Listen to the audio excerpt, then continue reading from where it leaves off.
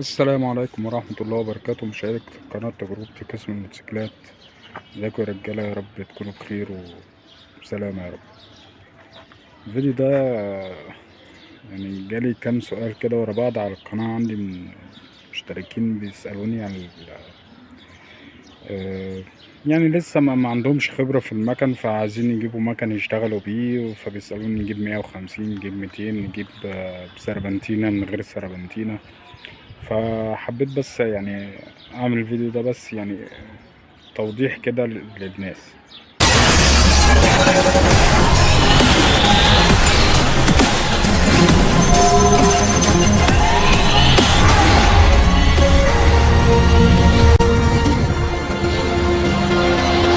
انت هتجيب مكنه تشتغل بيها،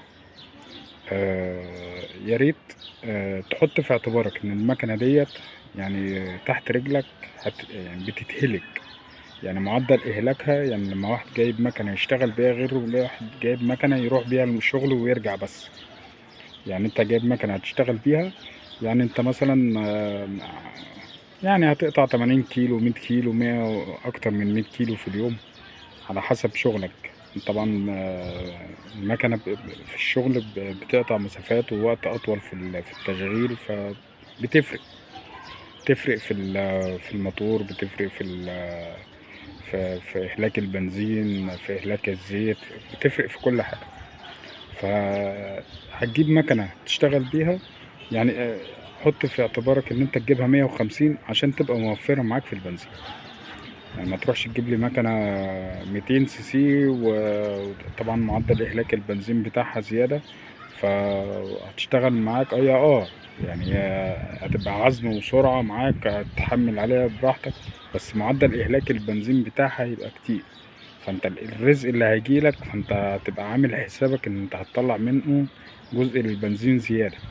طبعا مع غلو البنزين انت محتاج حاجه موفره في البنزين، مش حاجه تزود بيها استهلاك البنزين. وخلي بالكوا والله، يعني دي عن تجربة. يعني أنا المكنة اللي معايا الحمد لله اشتغلت بيها سنة كاملة، أوبر وشحن والحمد لله يعني. وما قلتش معايا، وهي و150. فهي مش بترجع للموتور، هي بترجع اللي بيسوق الموتور.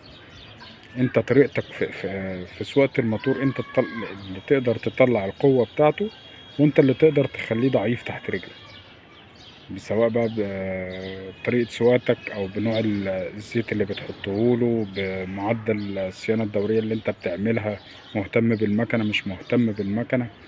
انت اللي بتخلي المكنة تحت رجلك صح وتمام وسدادة، وانت اللي بإيدك تخلي المكنة تحت رجلك ملهاش لازمة وتعدم معاك في شهرين. فنصيحة مني، اللي عايز يجيب مكنة يشتغل بيها يجيبها 150 سي سي، يجيبها.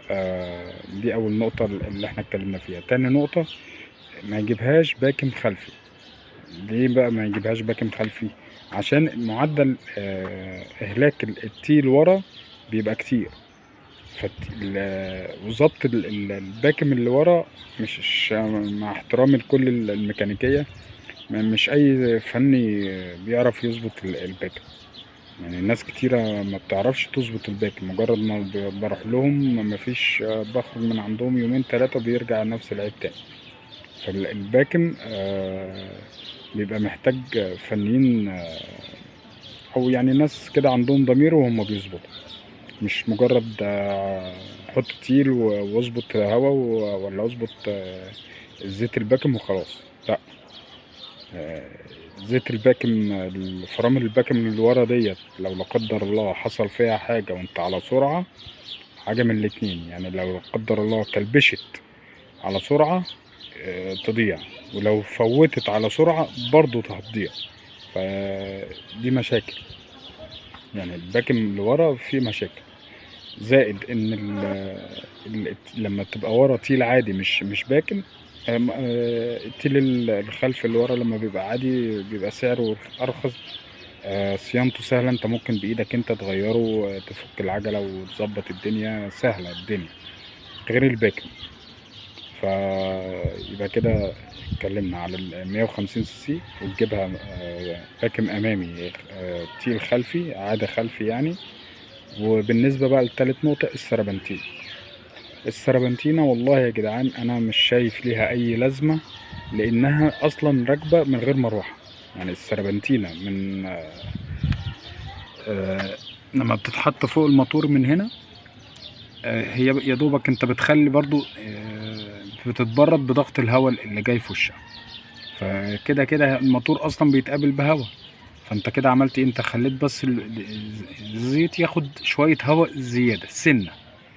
لكن الاصلح والاصح والاحسن ان السربنتينة يبقى راكب فيها مروحة، كده يبقى انت بتديها ضغط هواء شديد فبتبرد الزيت فبيرجع للموتور بارد شوية. لكن انت هتسيبها من غير مروحة على ضغط شغال على ضغط الهواء او مقابلة الهواء بس، صدقني ملهاش لازمة. فنصيحة مني اللي عايز يجيب مكنة يجيبها من غير سربنتين الزيت. برضو من ناحية تانية انت مش محتاج سربنتين الزيت غير يعتبر في الصيف بس، لكن الشتاء انت مش محتاج، كده كده الجو ساقع فالمكنة بتبقى باردة وهادية معاك، لكن انت مش محتاج غير في الصيف. لكن انت لو حافظت سواقتك تبقى هادية من غير قرص ومن غير حاجة، صدقني والله هتلاقي المكنة معاك زي الفل. انا اشتغلت بيها بقول لكم سنة كاملة، صيف شتاء، بسم الله ما شاء الله. مفيهاش حاجة ان انت تريح كل ساعتين مثلا شوية تهدي الموتور، وسواقتك تبقى محترمة كده وهادية ومن غير قرص على الموتور، هتلاقي الموتور تحت رجلك زي الفل، ولا محتاج سربنتينة ولا محتاج تهوية ولا محتاج اي حاجة.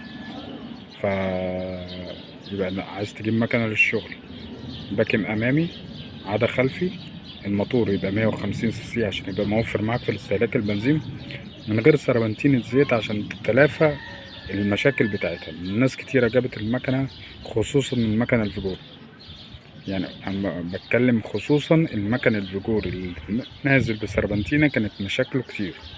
السربنتينة كخامة مش كويسة، مش قد كده، زائد ان مكانها كان بيتقطم الخرطوم وبسبب بيتخبط في الرفرف الامامي. فنصيحة مني بلاش. يعني حاولوا اللي ينقي مكن، سواء بقى اي نوع مكن، هاتها 150 باكم امامي عدا خلفي، من غير سربنتينة، ويكون الكرسي بتاعها زي بتاع الفيجوري او البوكسر كده. يعني ان شاء الله باذن الله تشيل معاك وتظبط معاك الدنيا. وان شاء الله لو في اي استفسار انا معاكم في القناه، وان شاء الله باذن الله هعمل لكم فيديو قريب زي ما قلت لكم قبل كده. بس انا والله يعني هيبقى فيديو طويل شويه، بس يعني هيبقى فيه زي ما بيقولوا كده البهاريز، ان انت لو عايز تشتغل اوبر وشحن وكده تعمل ايه وتظبط دنيتك ازاي. وان شاء الله لو عجبكم الفيديو يا ريت لايك ومشاركوه عشان يوصل الاستفادة لأقصى حد من الناس. وإن شاء الله بإذن الله أشوفكم في الفيديو الجاي بإذن الله. والسلام عليكم ورحمة الله وبركاته.